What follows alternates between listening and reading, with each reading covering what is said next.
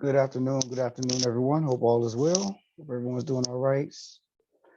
We still have a few people trying to connect. I was trying to give them a chance, but hope everybody had a great weekend.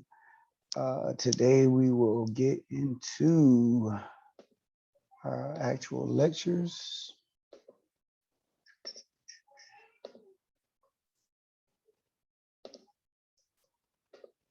All right.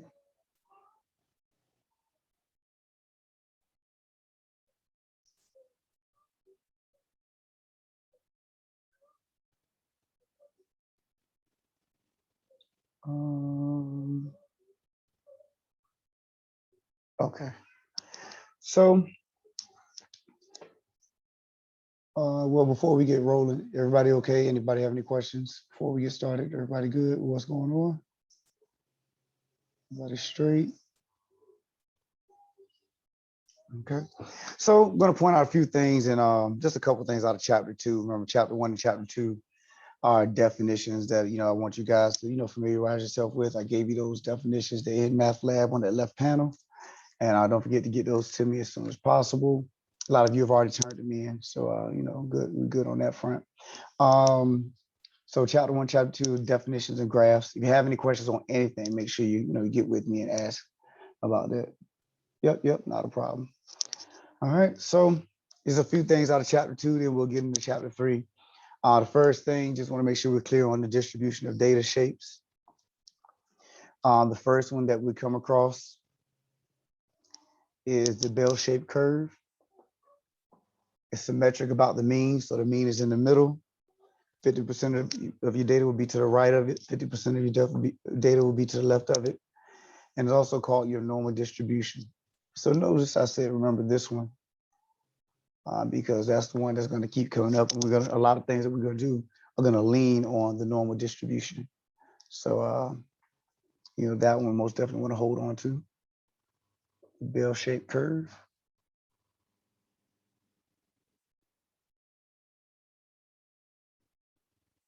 You got a chance to write, of course, before I go on to the next thing.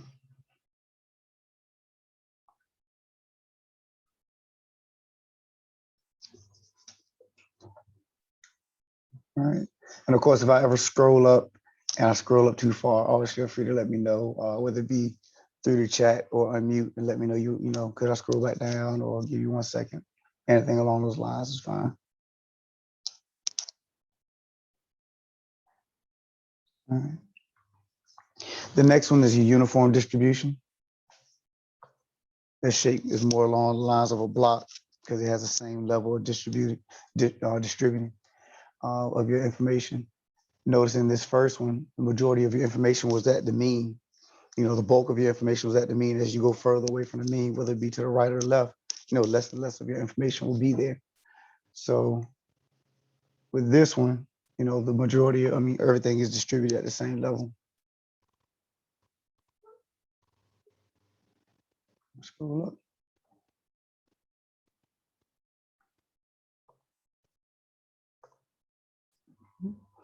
The third one is skewed left.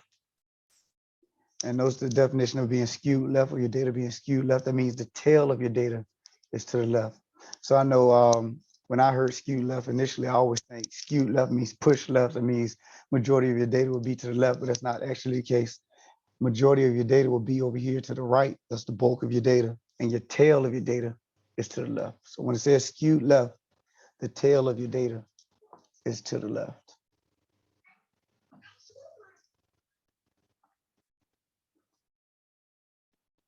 And then the opposite for skewed right, the tail of your data would be to the right for skewed right. So we don't uniform.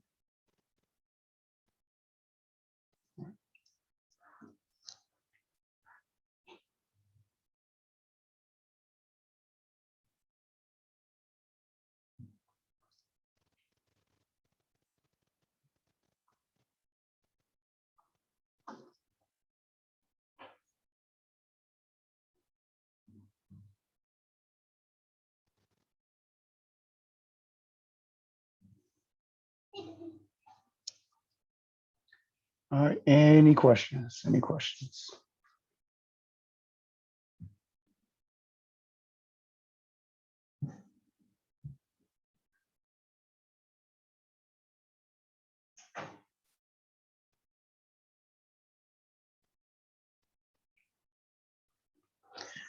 All right, so the next thing is the stem leaf plot.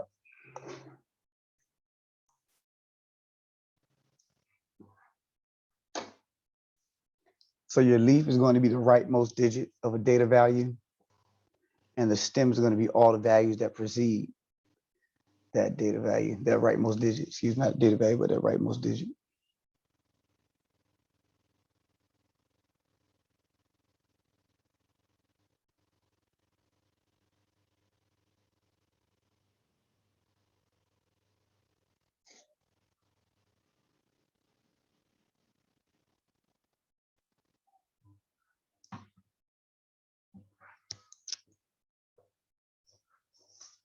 All right. So examples of that, if I had number 53, my leaf would be 3, and the 5 would be the stem. If I had 127, my leaf would be 7, and the 12, the 1, 2, would be the stem. So your leaf is always the rightmost digit, and everything before that would be your stem.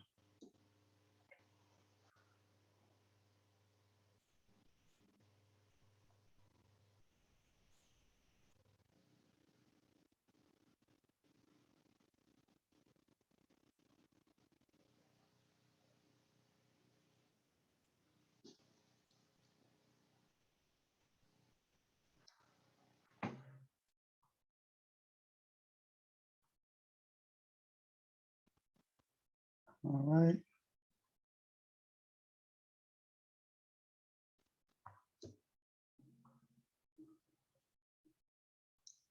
So let's look at this data set right here and then create a stem leaf plot. And I wrote them in order, but of course your data set does not necessarily have to be given to you in order. But so we have 41, 50, 56, 71, 72, 72, 75, 80, 80, 82, 83, 84, 88, 88, 89, 91, 92, 93, 100, 101, 101, and 112.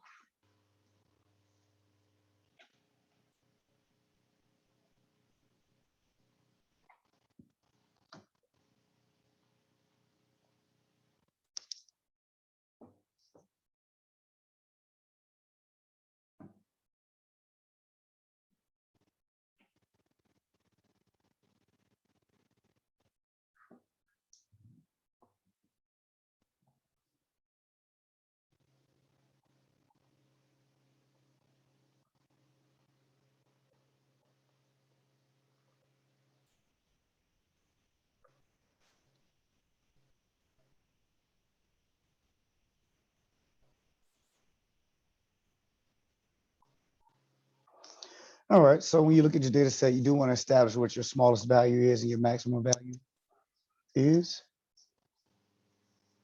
So we see that our smallest value is 41, largest value is 112.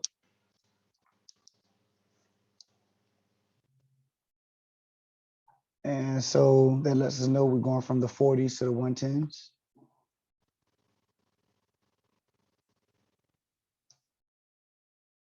All right, I'm going to erase this so we can walk through it.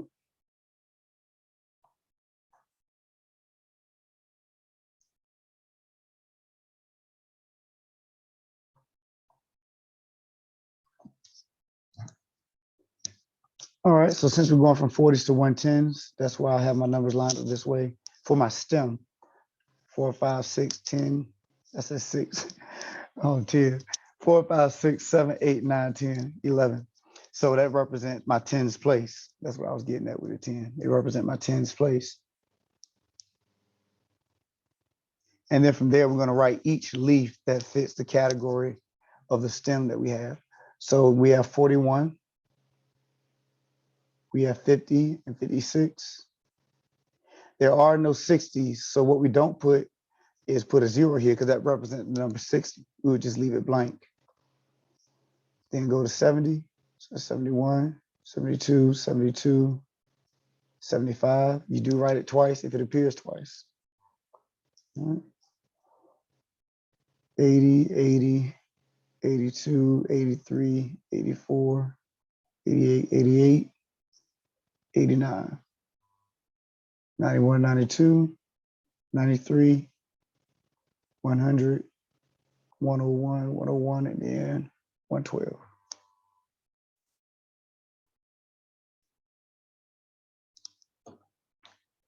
Questions on what we did there before we go any further?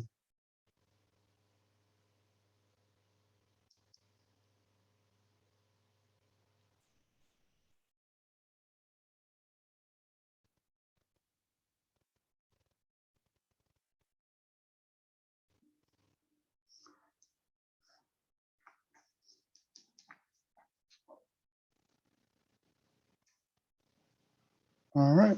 So it's just another way of presenting the data information to somebody. Why would you do this? Versus doing a bar graph, because really that's all. It is just another form of a bar graph. If you were to draw your lines. And so basically it's just about appealing to your audience. If you have an audience, you do research on your audience and type of audience that you have would like numbers better or impressed by numbers more, you will use something like this. Or, if colors and pictures appeal to the audience that you're about to present to more, then you would use a bar graph with different color bars to represent each one of your data values and your set of data values. So it's really about appealing to your audience and trying to sway them and be interested into what it is you're trying to present. So that's why you would do this versus something else. Questions on that before we jump into chapter 3. So just a couple things that people have asked questions about on chapter 2. But once again, if you have any questions on anything, always feel free to bring them to class. We can talk about them or shoot me an email or come to the office hours. Did I send y'all the link? I gotta send y'all the link, but the office hours link. So, all right. And then of course, if you can't meet office hours, then you always can request a separate time to meet that fits both of our schedules. We'll figure that out as we discuss. All right. Any problems with this before we go into 3.1?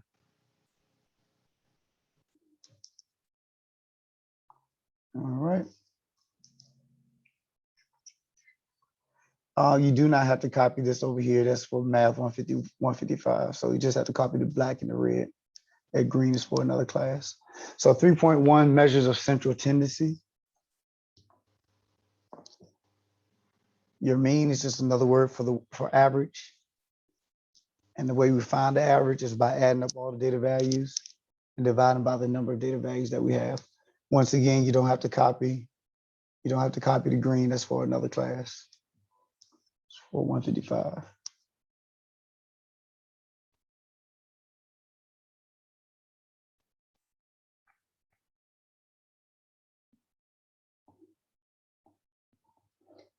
So first example, just a small example of how to find your mean. Once again, that's just the same. That's just another word for the word average. So you add up your data values. I have 1, 2, 3, 4, 5. Add them together, then divide by the number of data values I have, which is 5, and that gave me 3. So the average would be 3.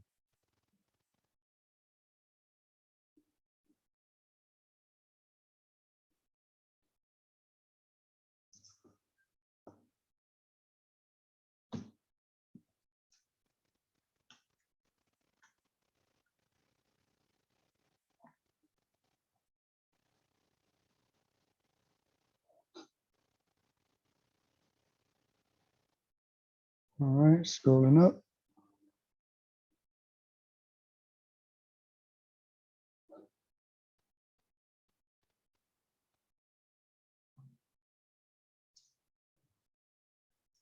All right, next one, your median. You think about the middle value. First thing you want to do is list your data values from least to greatest. Don't forget that step because a lot of people forget that step, and you will not get the right answer if you don't do that first. So you list your data values from least to greatest. If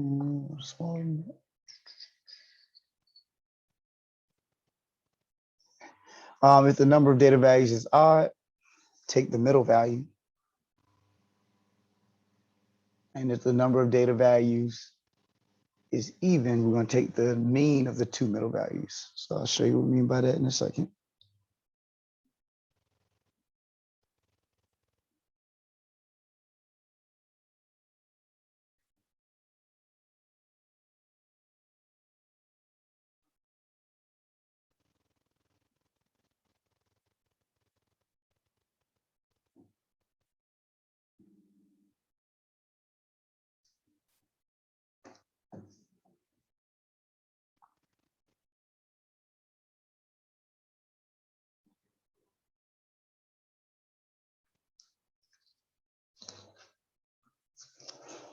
All right, so looking at the first set of data, fits the first scenario.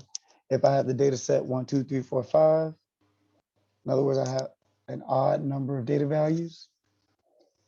Make sure they're written from least to greatest, and you choose the middle value, and that is your answer.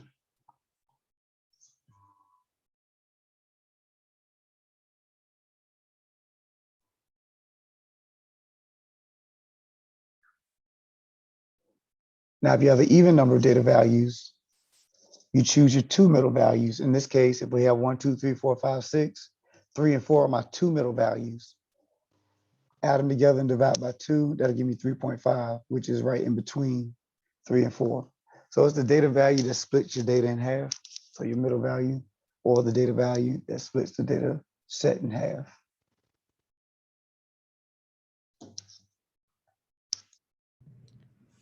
Could you repeat the last part of that? My internet cut out. It's the data value that splits the data set in half. Thank you. Oh, matter of fact, it's right there in the green. Forgot I wrote it.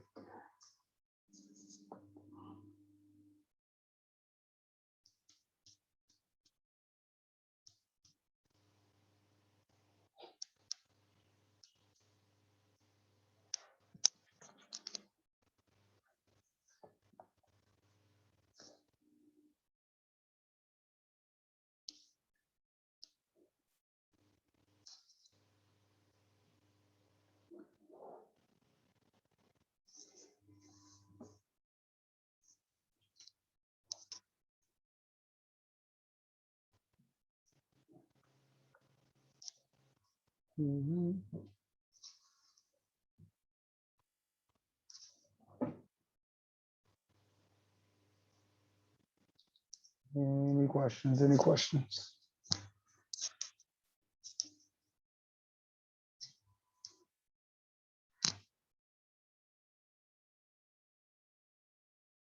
Scroll up.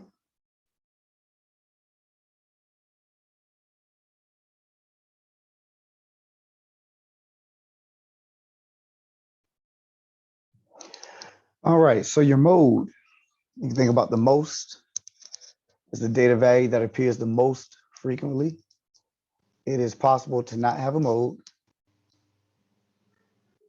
It's also possible to have more than one mode. You know, for larger data sets, you can have more than one mode.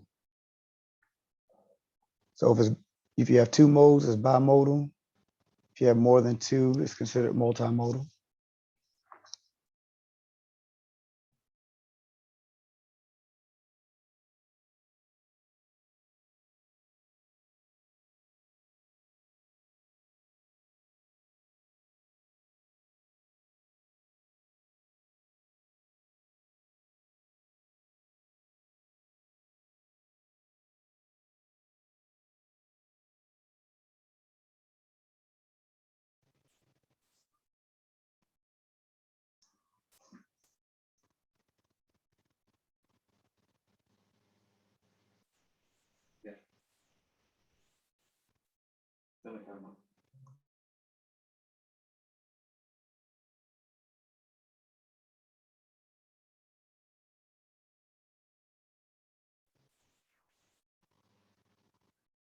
All right, are we okay? So here, if our data set was 1, 2, 7, 8, 9, 6, 7, 5, 2, 9, 7, 6, 5, 1, 3, 4, 7, then the data value that appears the most would be 7. So that's all the mode would be.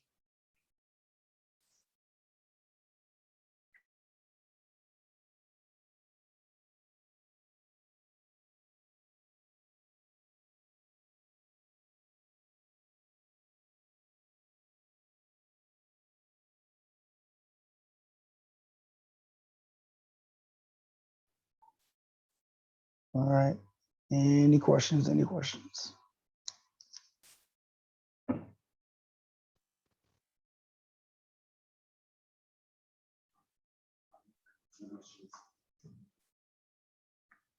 Scroll up.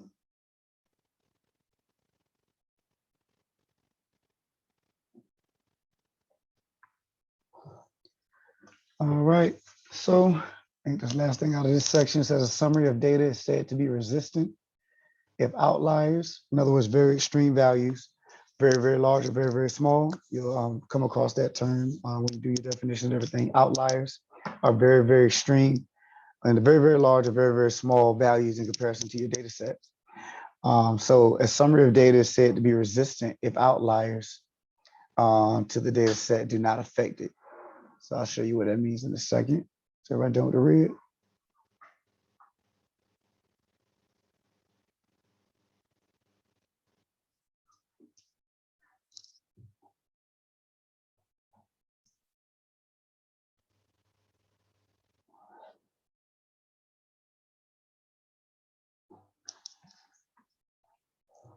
All right, so if our data set is 1, 2, 3, 4, 5, our mean, if you add them together and divide by 5, we found that to be 3. And then the median, the middle value, is also 3. Now, if I were to change the data set by changing the 5 to 500, 500 would be an outlier in comparison to this data set. That would be a very extreme value in comparison to this data set.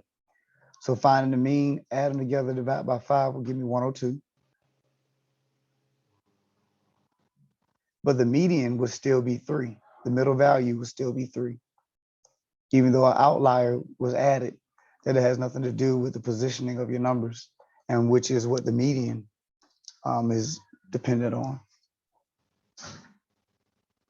So this means that the median is resistant to outliers.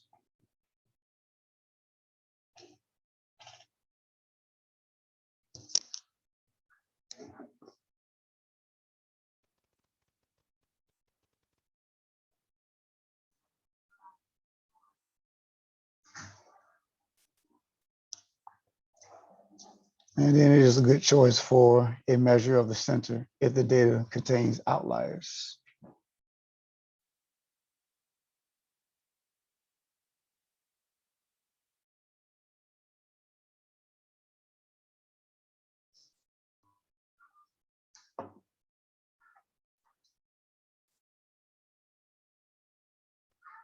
All right, questions, any questions?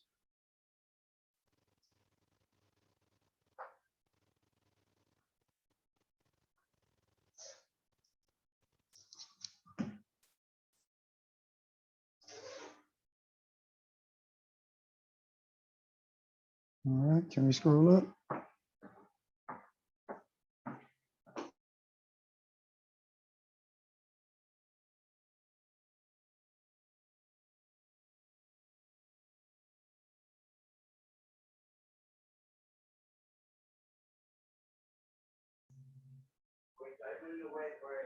All right, so 3.2 measures of dispersion.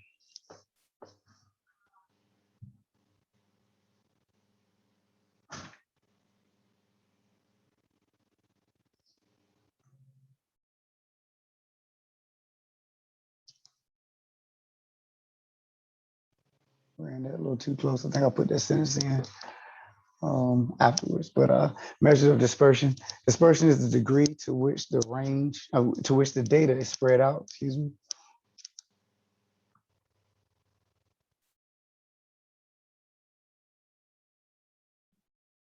Dispersion is the degree to which the data is spread out.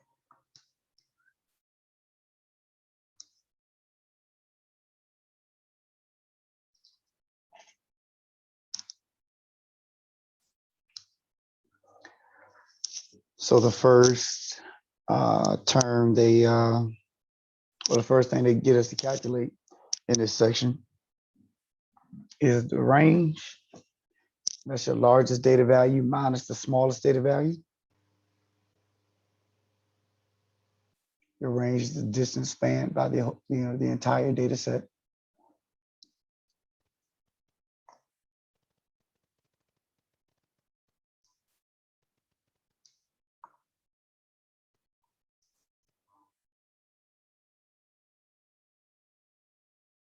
So in this case, data set of 1, 2, 3, 4, 5, the largest data value is 5, smallest is 1. So 5 minus 1 would be the range.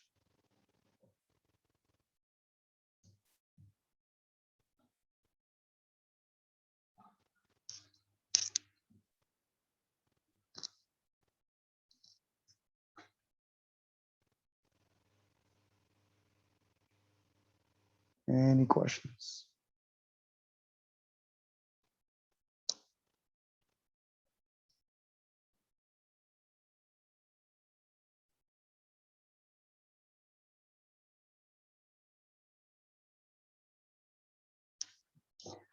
All right, the next two, standard deviation, measures how far data value is from the mean.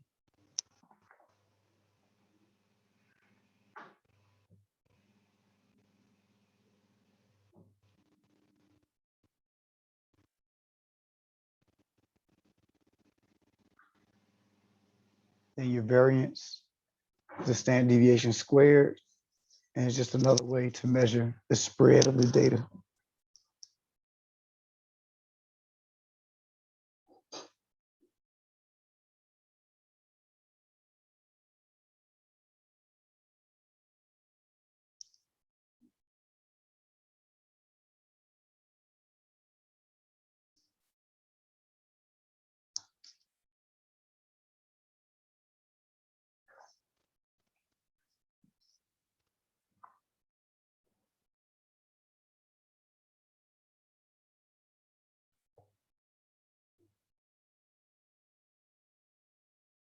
Any questions? Any questions? Anything I've written so far?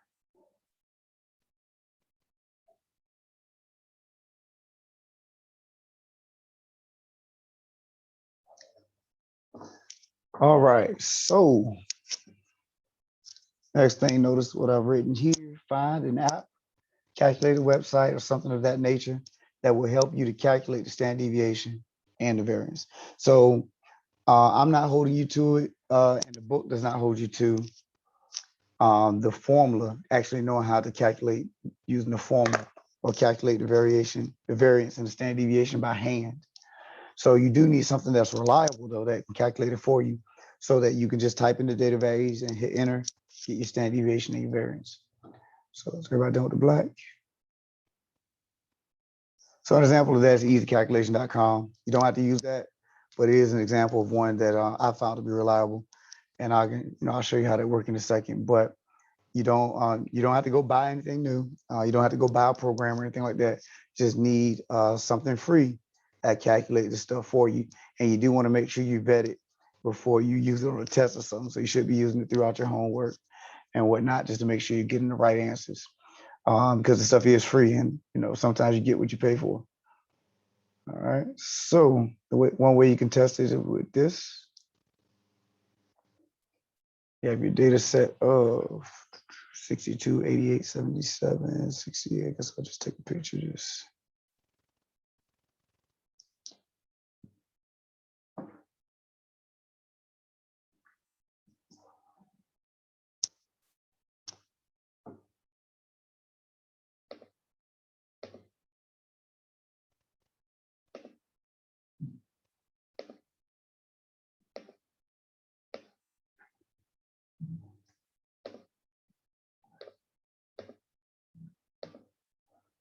All right, can we go to the next page? I have a question. Mm-hmm. How is rounding going to work on tests and homework?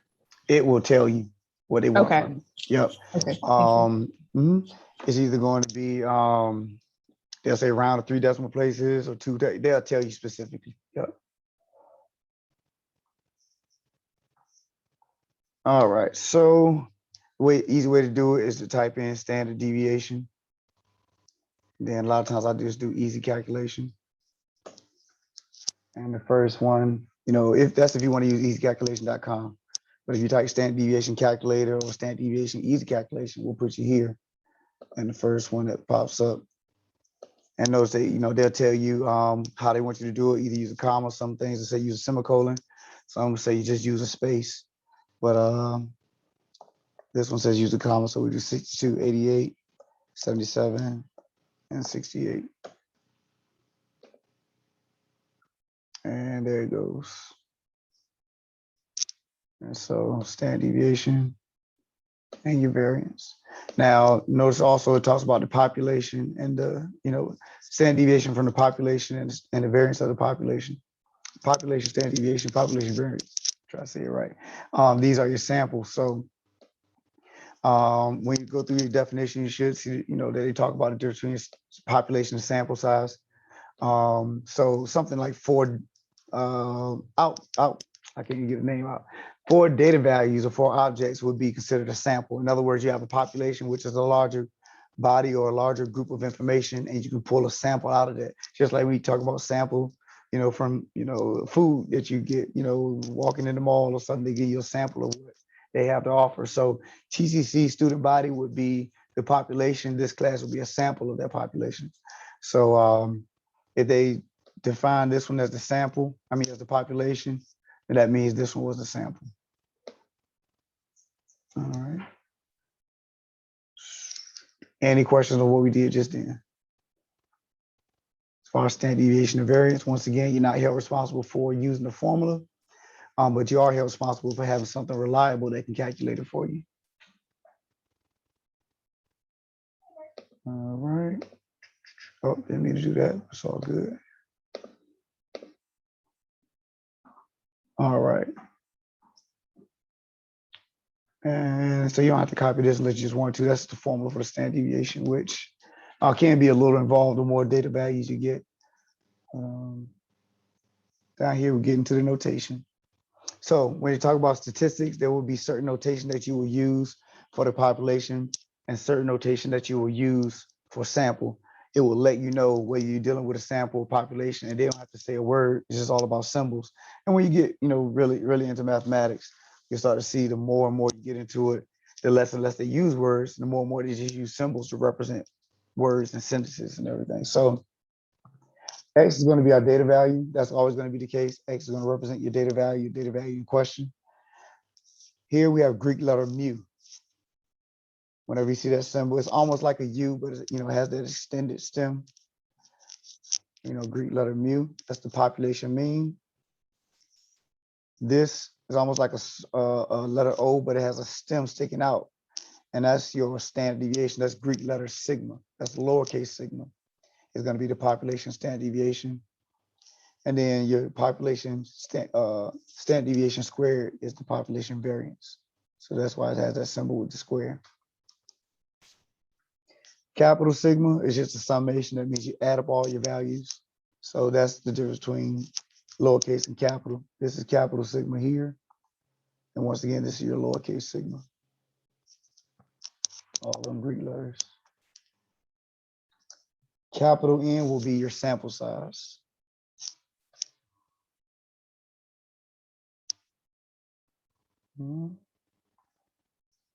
So X with a bar over it, they call it X bar. That's your sample mean. This S right here is just a regular S, lowercase s. Sample standard deviation. Then S squared is your sample variance. And then lowercase n is your sample size.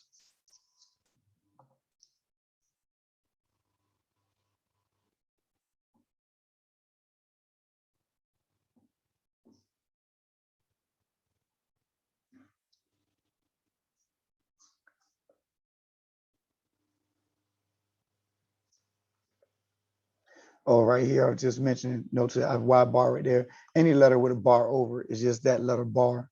So that's all I was saying here. This Y bar, just Y with a bar over it.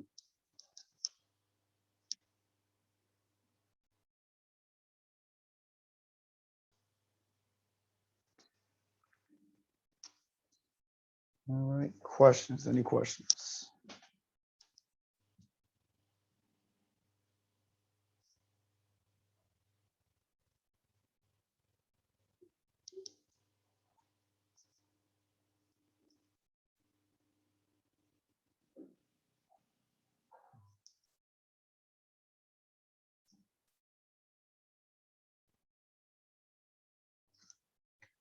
All right, are we good to go?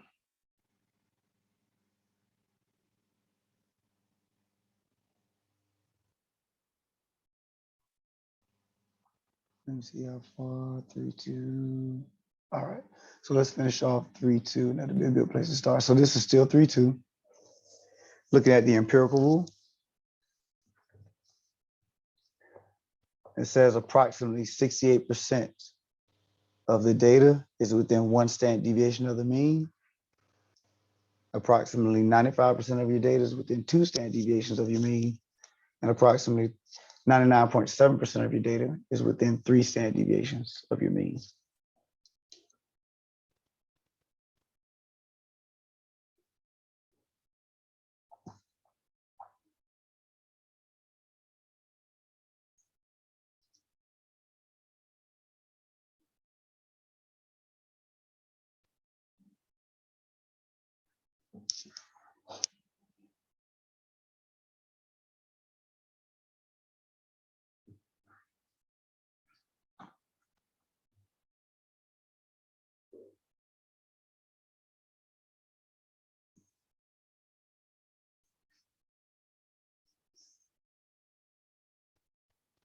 Scrolling up some.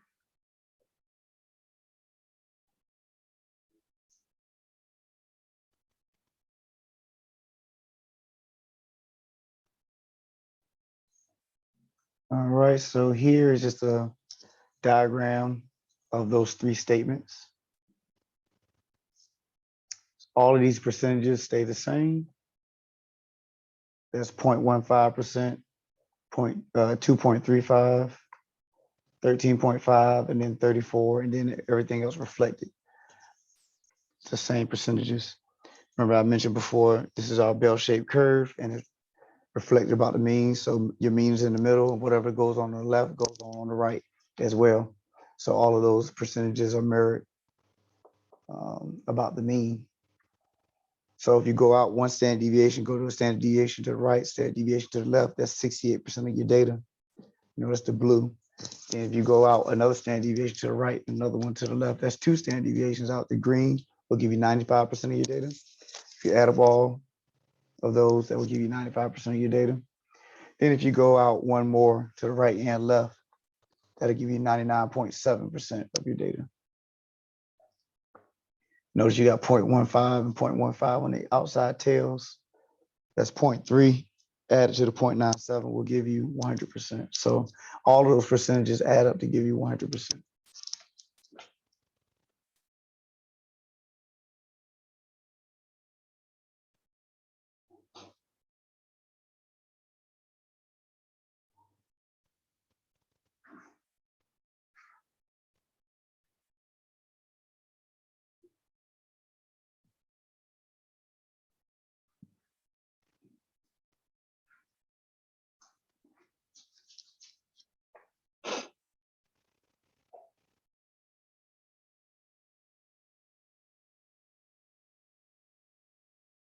All right, scroll up.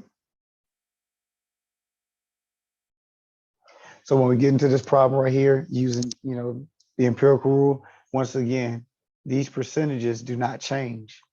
99.7, 95, and 68 does not change. Oh, why isn't that going? Okay. But these numbers down here will change according to whatever data values we have. Okay. So they tell us the mean IQ score of students enrolled at University A is 100 and the standard deviation is 16.1. Scroll all the way up. Everybody okay with that? So determine the percentage of students who have IQ scores within 3 standard deviations of mean according to the empirical rule. That's A. B, determine the percentage of students who have scores between 67.8 and 132.2. Determine the percentage of students who have scores above 132.2. Give you a chance to write that down.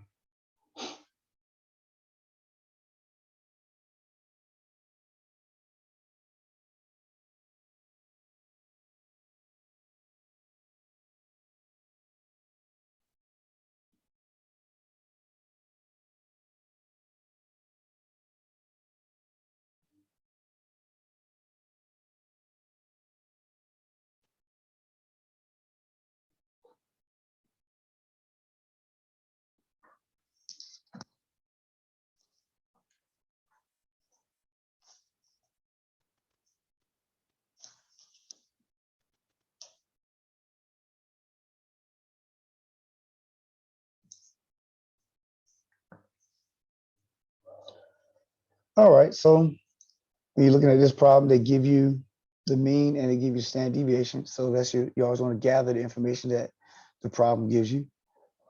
Over here in red, I was just emphasizing that I use the population and population symbolism. And here, just pointing out that if you want to use sample, you would use X bar and S. But we're dealing with population here, so I use the population symbolism. So that's all I was doing here. Nothing pertaining to the problem, just pointing out the fact, notation. If you're talking about a sample mean, it would be X bar, sample standard deviation would be S. But here we're talking about, the population of that student of the university. So we're looking at mu and sigma. So now we're going to go ahead and walk through how we would fill out the chart for the empirical rule, the diagram. For this first one, we actually don't need it, but just going to walk through the process anyway. We'll go ahead and answer the question afterwards. So when you look at what we have here, you have your mean in the middle. Then you have a right side of your mean and then the left side of your mean. All right. So we're going to calculate those values doing right side and left side. Notice to get to the right side, I'm going to add a standard deviation 3 times. In order to get left side, I'm going to subtract the standard deviation 3 times. So that's what we did right here. Right side, I did 100. That's your mean, plus 16.1. So that's 1 standard deviation to the right. Add 16.1 again, that's 132.2, which is 2 standard deviations to the right. Add it one more time, that's 148.3. That would be 3 standard deviations to the right. Now for the left side, I subtract my standard deviations. So subtracting one time gives me 83.9. Subtracting the second time gives me 67.8. Subtracting the third time is 51.7. Questions on what we did there? Make sure we're okay. Your mean is in the middle. Then you have a right side of your mean, left side of your mean. In order to get all 3 values on the right side, you're going to add a standard deviation 3 different times. In order to get the values on the left, you're going to subtract the standard deviation 3 times.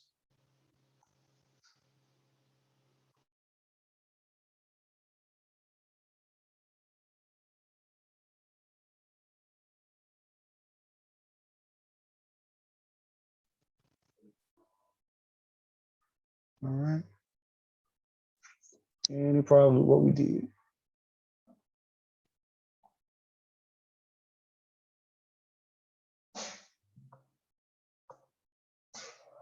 So this is the diagram right here.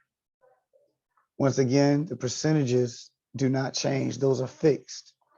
The numbers are what change. Numbers on the bottom are what change according to what your mean and your standard deviations are.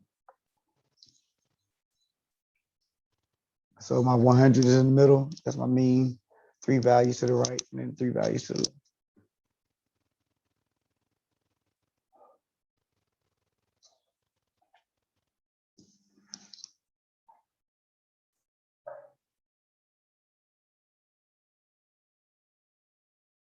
Any questions?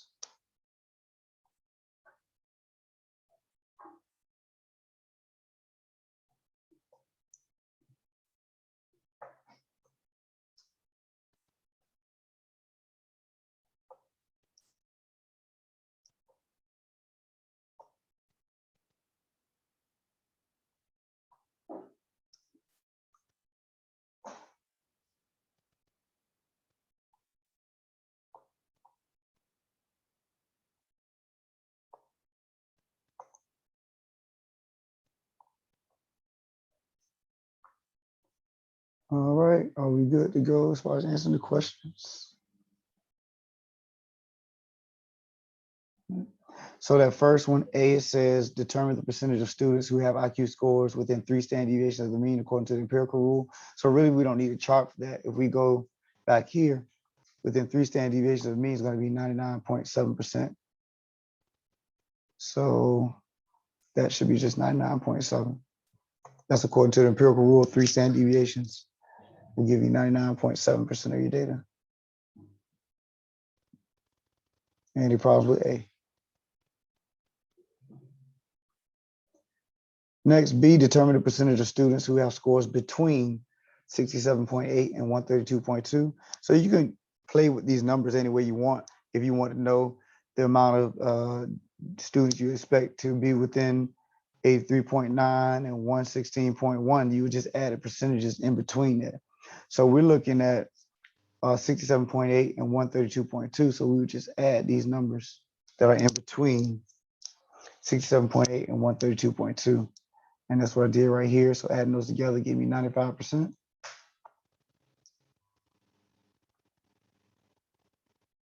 And then for the last one, determine the percentage of students who have scores above 132.2. This. Did it again.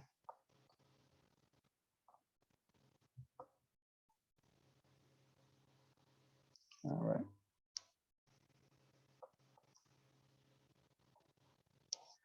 All right, so you're talking about greater than 132.2. So you're talking about everything above 132.2. So you add the 2.35 and the 0.15, and that gives you 2.5%.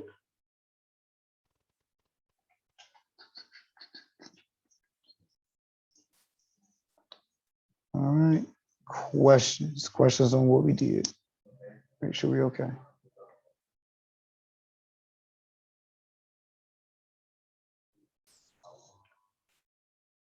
Everybody good, everybody straight.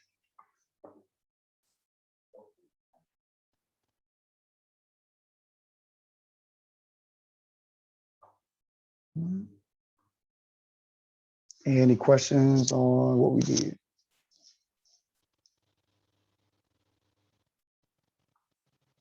All right. So that is 3132. I'm going to pause here because I try not to dump a whole bunch of information on you guys all at once, even though we have more class time available to us.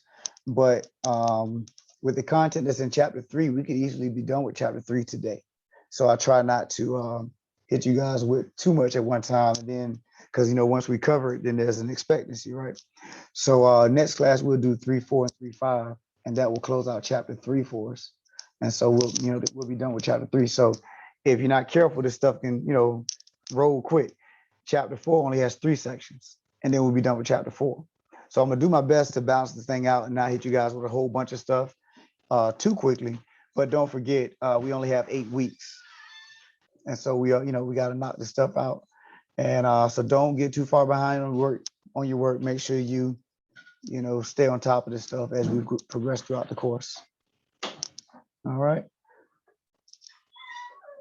Any questions? Any questions before we close out? All right. So if you guys are good, I'm good. You know, you got chapter 1, my math lab work, chapter 2, my math lab work, and we are getting at, haven't forgotten. Now we're looking at closing out chapter 3. So most definitely, like I said, make sure you stand on top of this stuff and take advantage of the fact that I'm not hitting you with a whole bunch of stuff all at one time. I heard somebody unmute. Somebody have a question? I just wanted to make sure the recording is going to be somewhere so we can get it today. I'll try to get it today. Normally I get it before the end of the week, but it just depends on how much, because I got multiple classes and everything. So I'll try to get it today, but I normally do it pretty much most time on a Thursday or a Friday. But since you requested, I'll try to get it in today. Okay. Yeah. Thank you. Mm-hmm. All right. Anything else before we close? All right. So you guys have a good one. Be safe. And I'll see you on Wednesday. Take care.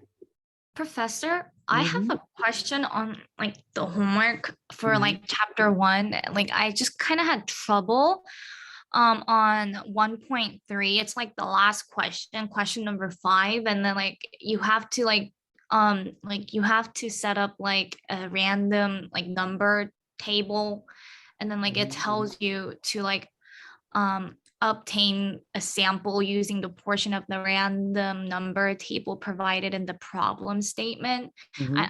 I don't know how to do this.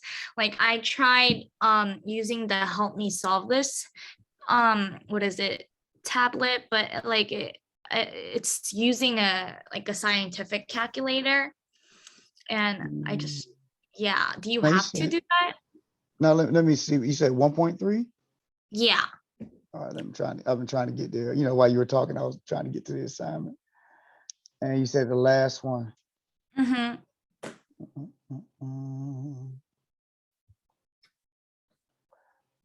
Okay, yeah, so this one, let me see, suppose you have president, student body, you wish to conduct a survey. The administrator provides a list of the names, phone numbers of 432 students.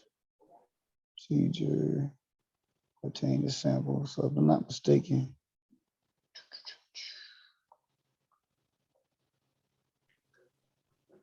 use sample number, top the first column, row, work down.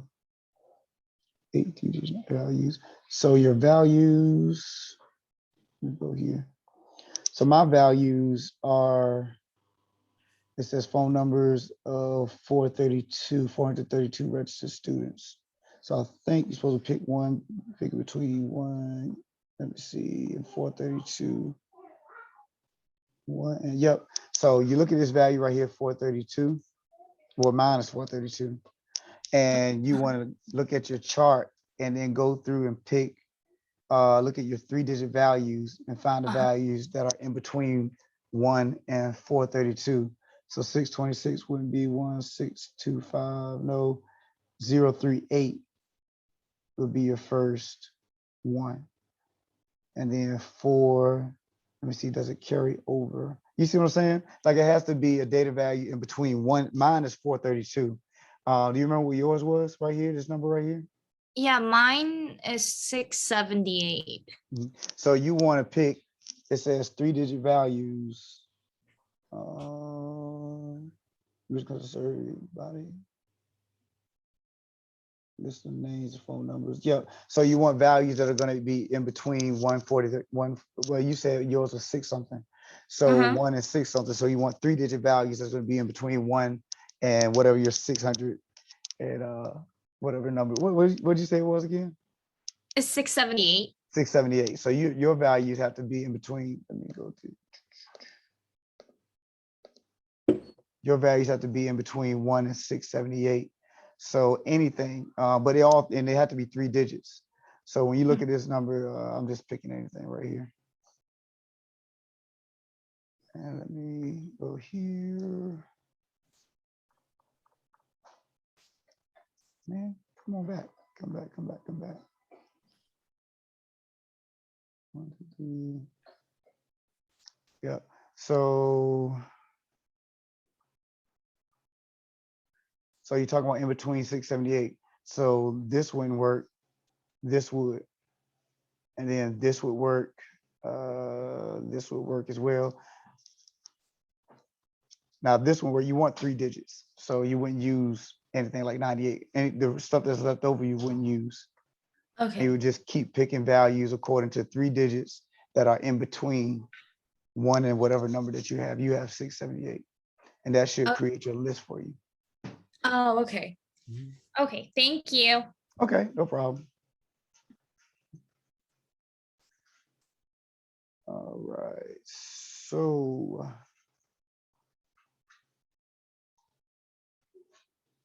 All right.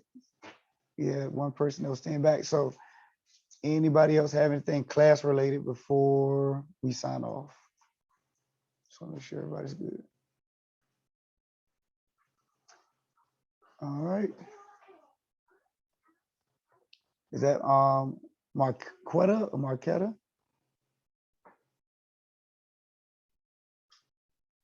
Marquita. Marquita, I was all the way wrong. My bad. Now, is it a personal question that you need just me, or can you say it right now? Or what's up? Just us if you don't mind. Okay, hold on.